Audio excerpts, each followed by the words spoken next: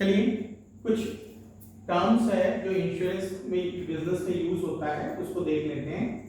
पहला insurance policy. Insurance policy जो होता है एक एग्रीमेंट होता है दो पार्टी के बीच में, जो इंश्योरेंस करने वाला है और जो इंश्योरेंस लेने वाला है वो उसके बीच में एक मतलब एग्रीमेंट होता है जिसको बोला जाता है इंश्योरेंस पॉलिसी, जिसमें टर्म्स एंड कंडीशन सब कुछ रहता है कि प्रीमियम क्या होगा, लॉस कौन कौन से लॉस कवर होंगे वगैरह वगैरह पूरी डिटेल रहती है। Next insurer. देखिए इंश्योरर और पॉलिसी होल्डर दोनों एक साथ ले लेते हैं। जैसे मिस्टर ए है, एक्स इंश्योरेंस कंपनी के पास इंश्योरेंस कराने जाएगा तो मिस्टर ए पॉलिसी होल्डर हो जाएगा और एक्स इंश्योरेंस कंपनी जो हो जाएगा वो इंश्योरर हो जाएगा। मतलब इंश्योरेंस करने वाला इंश्योरर कहलाता है और पॉलिसी होल्डर जो पॉलिसी लेता है, राइट। उसके बाद इंश्योर्ड अमाउंट। इंश्योर्ड अमाउंट क्या चीज है कि कितने अमाउंट का इंश्योरेंस किया गया है वो इंश्योर्ड अमाउंट कहलाता है। जैसे बोलते हैं ना पॉलिसी 1 लाख का किया गया, 10 लाख का, 1 करोड़, 10 करोड़, तो वो होता है आपका इंश्योर्ड अमाउंट। प्रीमियम। प्रीमियम क्या रहता है, इंश्योरेंस कंपनी पॉलिसी होल्डर से कंसिडरेशन के रूप में एक अमाउंट लेती है जिसको बोलते हैं premium. Insurance company policy holder से एक कंसिडरेशन के रूप में अमाउंट लेती है जिसको बोलते हैं प्रीमियम। री इंश्योरेंस। ठीक है, री इंश्योरेंस क्या चीज होता है, जैसे ए बड़ी कंपनी है, बी छोटी कंपनी है, उससे मिडिल कंपनी है और सी उससे भी छोटी कंपनी है। फिर से बता दूं, ए सबसे बड़ी कंपनी है, बी मिडिल कंपनी है, मिडिल कैपेसिटी की कंपनी है, सी जो है छोटी कंपनी है, उसकी कैपेसिटी कम है। मान लीजिए आपकी कंपनी बी कंपनी है। अगर बी कंपनी कोई बिजनेस आया एजेंट के थ्रू और बी कंपनी सोचती है कि अगर लॉस हो जाए तो उसके लिए लॉस का क्लेम का पेमेंट करना बहुत भारी पड़ जाएगा, वो अपने से बड़ी कंपनी के पास चली जाएगी, प्रीमियम देगी, चाहे 100% प्रीमियम दे या मतलब कुछ शेयर अमाउंट दे दे और उसको जो लॉस है उसको शेयर कर लेगी। तो बी कंपनी जो है ए कंपनी के पास गई प्रीमियम लेके, उसको बोलते हैं री इंश्योरेंस। एक बार इंश्योरेंस हो जाए उसके बाद किसी दूसरे कंपनी से शेयर कर ले तो वो होता है री इंश्योरेंस।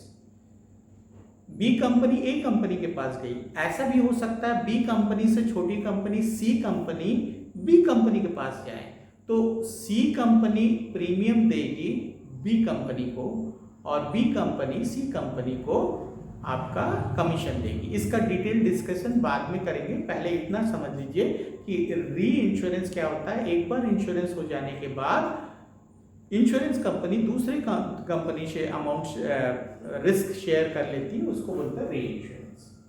ठीक है, तो री इंश्योरेंस। अब देखिए री इंश्योरेंस कंपनी, अब देखिए री इंश्योरेंस और री इंश्योरेंस कंपनी, री इंश्योरेंस क्लियर हो गया तो री इंश्योरेंस कंपनी आपको क्लियर हो जाएगा। री इंश्योरेंस दो टाइप की कंपनी है। जब एक कंपनी अपने से बड़ी कंपनी के पास जाके शेयर कर लेती है तो वो भी री इंश्योरेंस होता है। जब दूसरी कंपनी उस कंपनी के पास आती है रिस्क शेयर करने के लिए, वो भी री इंश्योरेंस होता है। तो री इंश्योरेंस करने वाली कंपनी को री इंश्योरेंस कंपनी कहते हैं। सेडिंग कंपनी। देखिए अगर सेडिंग क्या चीज है, जब प्रीमियम को एक तरह से छोड़ दिया जाता है, प्रीमियम को छोड़ दिया जाता है, किसी कंपनी के पास दे दिया जाता है, तो वो जो होता है वो सेडिंग कंपनी कहलाता है। जो छोड़ देता है प्रीमियम को तो वो सेडिंग कंपनी कहलाता है री इंश्योरेंस में। तो ये सेडिंग कंपनी मतलब प्रीमियम को छोड़ देने वाली कंपनी, ये सेडिंग कंपनी। क्लेम्स, अगर कोई अनफोर्सीन कोई इवेंट हो जाए, कोई एक्सीडेंट हो जाए, इंसिडेंट हो जाए जिससे पॉलिसी होल्डर दावा करता है क्लेम के लिए, तो वो क्लेम कहलाता है, क्लेम्स। ठीक है, क्लेम क्या है, दावा है जो पॉलिसी होल्डर कोई इंश्योरेंस जो पॉलिसी में जो टर्म्स है उसके अनुसार अगर कोई इंसिडेंट हो जाए, एक्सीडेंट हो जाए, उसके लिए लॉस के क्लेम करता है, दावा करता है, तो क्लेम्स हो गए।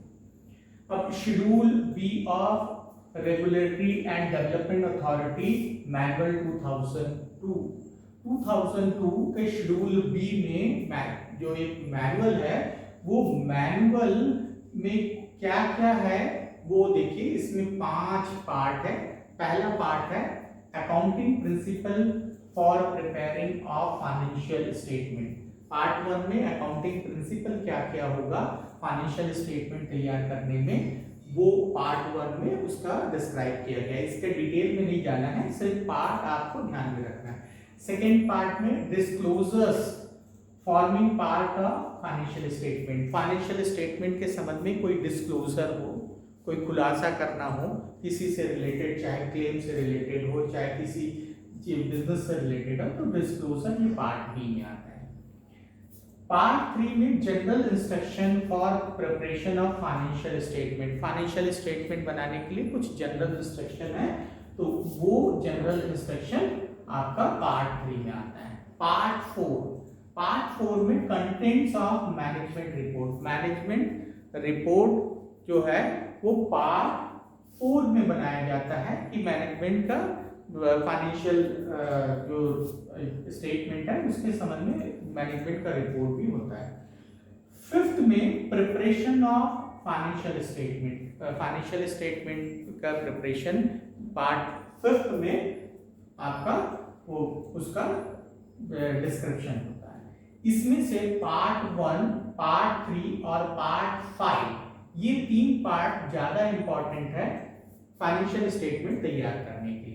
अब आते हैं कौन कौन सा अकाउंटिंग स्टैंडर्ड आपका एप्लीकेबल होगा। तो यहाँ पे बेसिकली जो 3 अकाउंटिंग स्टैंडर्ड एप्लीकेबल होगा, अकाउंटिंग स्टैंडर्ड नंबर 3, नंबर 13 और AS17, AS3, AS13, AS17। AS3 cash flow statement से रिलेटेड है, AS13 आपका इन्वेस्टमेंट अकाउंटिंग से रिलेटेड है, AS17 सेगमेंट रिपोर्टिंग है।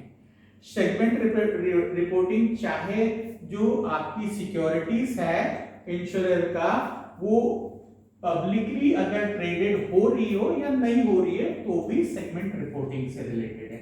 इस तरह 3 main accounting standard insurance business में एप्लीकेबल है। देखिए ये बेसिक कंसेप्ट था। इसके बाद कुछ अलग अलग डिटेल टॉपिक पर लेके थोड़ा डिटेल डिस्कशन करेंगे। पार्ट 1 यही कंप्लीट हो।